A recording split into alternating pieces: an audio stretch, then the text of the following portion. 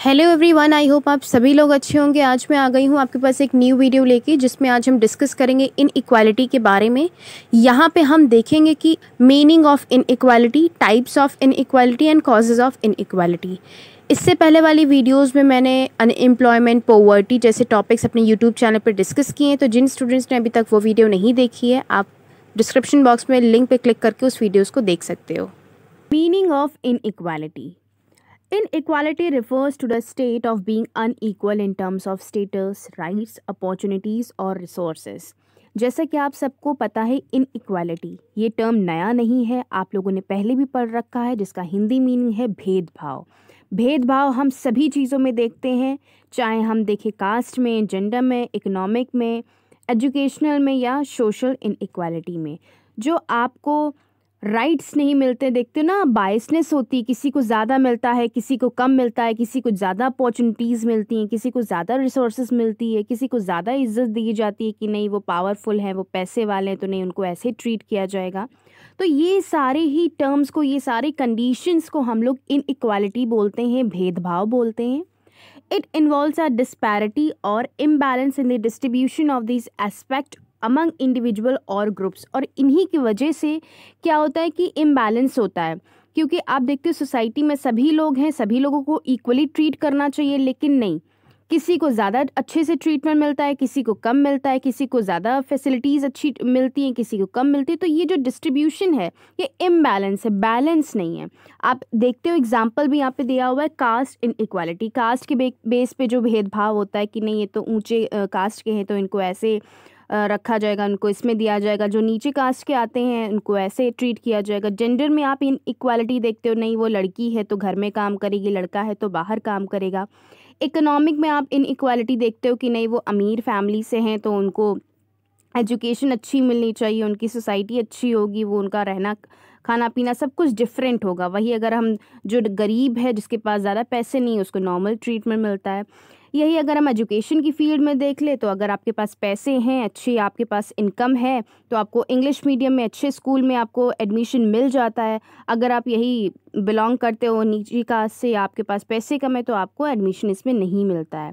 Social inequality की अगर हम बात करें तो आपके इसमें बहुत सारा क्या कह सकते हैं भेदभाव देखा जा सकता है, और देखते ही हैं हम कि जेंडर के बेस पे इनइक्वालिटी होती है, रिलीजन के बेस पे होती है, कास्ट के बेस पे होती है, कई सारी हम सोसाइटी में इनइक्वालिटी भेदभाव देखते हैं।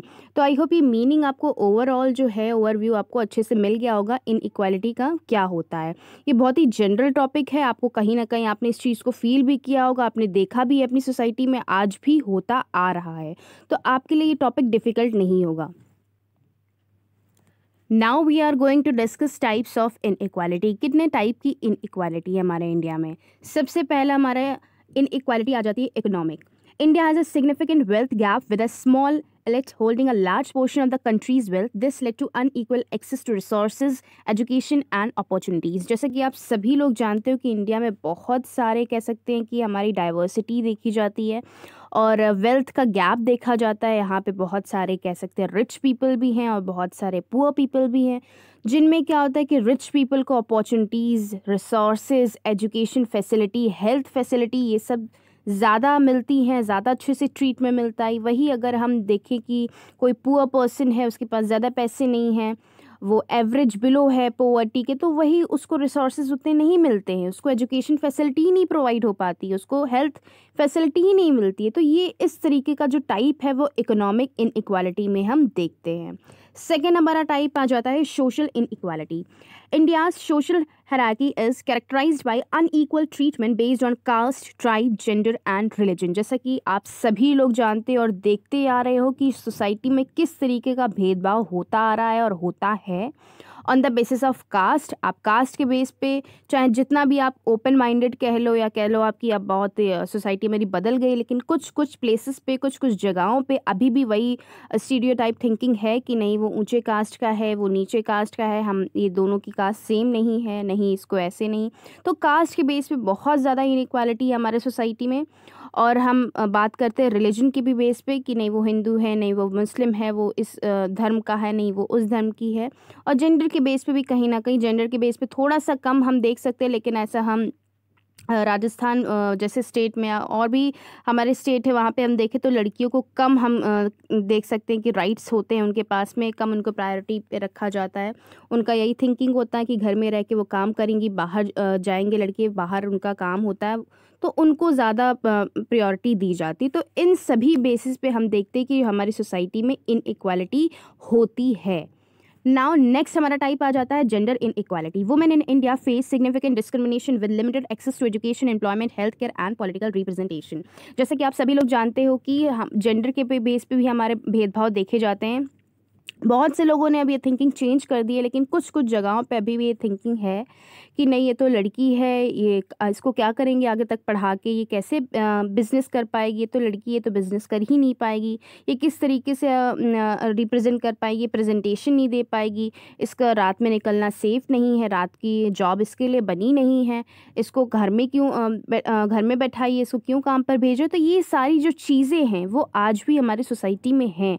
सुन के थोड़ा सा अजीब लग रहा है कि नहीं, लेकिन बट कुछ कुछ जगहों पे ये सब चीज़ें होती हैं। आप देखते हो वायलेंस भी होता है हमारी फीमेल्स पर, उनको दबाया जाता है, उनकी आवाज़ दबाई जाती कि नहीं तुम कमज़ोर, उनको जानबूझ के ट्रीट किया जाता है कि नहीं आप कमज़ोर हैं, आप कुछ नहीं कर सकती, आप घर में बैठ के सिर्फ खाना बना सकती हैं। बट दे डोंट नो हम लोग क्या क्या नहीं कर सकते हैं। एक वुमेन हर चीज़ कर सकती है, लेकिन हमारी सोसाइटी में कुछ पीपल हैं जिनकी अभी भी स्टीरियोटाइप थिंकिंग बनी हुई है। तो ये टाइप हम देखने को मिलता है हमें इनइक्वालिटी का। नेक्स्ट हमारा टाइप आ जाता है caste inequality. India's caste system perpetuates inequality with lower caste facing discrimination, limited access to education and employment and social exclusion. ये जो कास्ट इनइक्वालिटी है हमारे बहुत ही पुराने एंशिएंट टाइम से चला आ रहा है, और उसी का बनाया हुआ ये इनइक्वालिटी आज भी हमारी सोसाइटी में है, जिसकी वजह से बहुत ज़्यादा डिस्क्रिमिनेशन भी देखने को मिलता है। चाहे हम जॉब वगैरह में भी देखते हैं तो उनको SC ST वगैरह को देखो कितना ज़्यादा आरक्षण वगैरह मिलता है। बट आज की डेट में तो मैं तो कहती हूँ कि सभी लोग इक्वल है, सभी लोग अच्छे से कमा रहे हैं, सब कुछ है, तो किस बात का डिस्क्रिमिनेशन। बट हम देखते हैं कि हमारी सोसाइटी में कास्ट डिस्क्रिमिनेशन है। जितने भी हमारा कह सकते हैं कि जो ऊंची कास्ट के लोग हैं उनको ज़्यादा कहीं ना कहीं प्रायोरिटी दी जाती है in comparison to lower caste. तो ये जो इनइक्वालिटी बहुत ही कह सकते हैं मेजर है। लोगों के थिंकिंग हम नहीं चेंज कर सकते हैं इन सब चीज़ों में। बहुत सी जगहों पे ये बहुत ही मेजर कह सकते हैं एक बड़ा इशू है, जिसको हम चाह कर भी नहीं बदल पा रहे हैं। तो ये जो थिंकिंग है वो बहुत ज़्यादा ज़रूरी है कि कास्ट इनइक्वालिटी को हम चेंज करें, लोग ये समझ पाएँ कि each and every people equal हैं हमारी सोसाइटी में, कोई भी इनइक्वालिटी नहीं है कास्ट के बेस पे।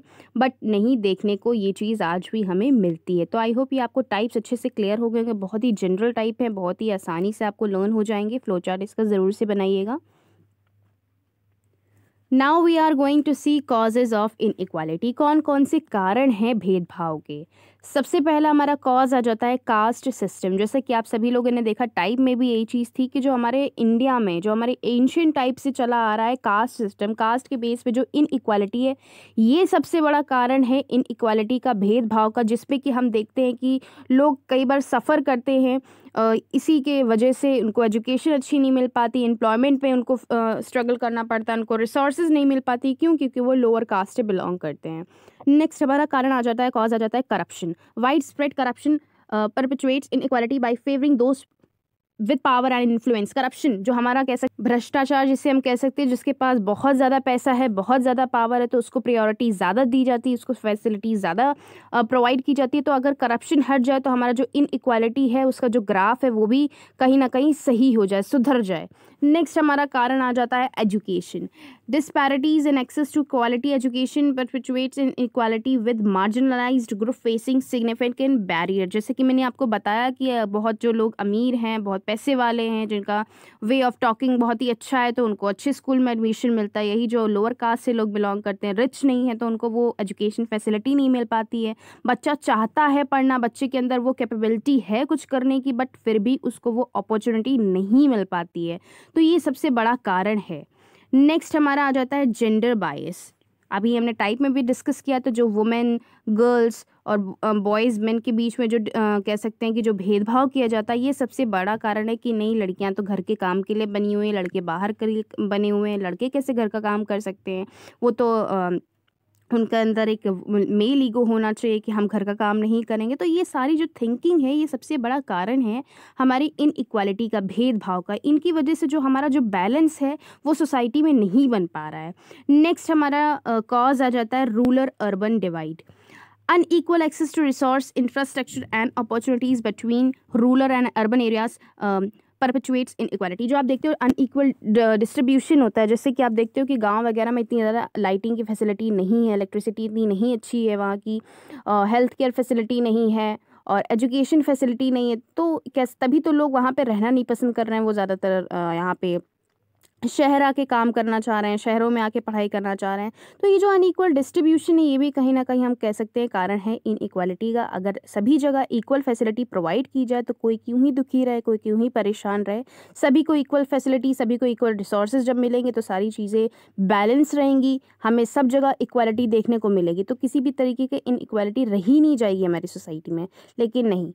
नेक्स्ट हमारा कॉज आ जाता है सोशल एंड रिलीजियस डिस्क्रिमिनेशन। जो हमारे सोसाइटी में धर्म के बेस पे जो डिस्क्रिमिनेशन किया जाता है, जो भेदभाव किया जाता है, ये भी एक बहुत बड़ा कारण है हमारी इनइक्वालिटी का।